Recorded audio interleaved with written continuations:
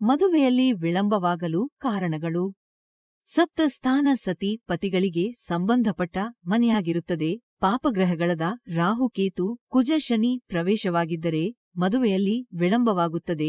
ಅಷ್ಟಮ ಸ್ಥಾನ ಮಾಂಗಲ್ಯ ಸ್ಥಾನದಲ್ಲಿ ರಾಹುಕೇತು ಕುಜ ಶನಿ ಗುರು ಸೂರ್ಯ ಪ್ರವೇಶವಾಗಿದ್ದರೆ ಮಾಂಗಲ್ಯ ದೋಷದಿಂದ ಮದುವೆ ಕಾರ್ಯಗಳಲ್ಲಿ ವಿಳಂಬವಾಗುತ್ತದೆ. ಕೆಲವೊಂದು ಜಾತಕ ದೋಷಿಗಳಾದ ಕಾಳಸರ್ಪ ದೋಷ, ಕುಜ ದೋಷ, ಮಾಂಗಲ್ಯ ದೋಷ, ರಾಹು ದೋಷ, ಶನಿ ಶನಿಕಾಟ ತೊಂದರೆ. ಒಂದು ಕುಜದೋಷವಾಗಿದ್ದರೆ ಕುಜ ಶಾಂತಿ ಹಾಗೂ ತೊಗರಿ ಬೇಳೆಯನ್ನು ಕೆಂಪು ವಸ್ತ್ರ ಹಾಕಿ ದಾನವಾಗಿ ಕೊಡಬೇಕಾಗುತ್ತದೆ. 2 ಮಾಂಗಲ್ಯ ದೋಷವಾಗಿದ್ದರೆ ಕುಂಭ ವಿವಾಹ ಕದಲಿ ವಿವಾಹ ಅಶ್ವತ್ಥಾಮ ವಿವಾಹ ಮಾಡಬೇಕಾಗುತ್ತದೆ.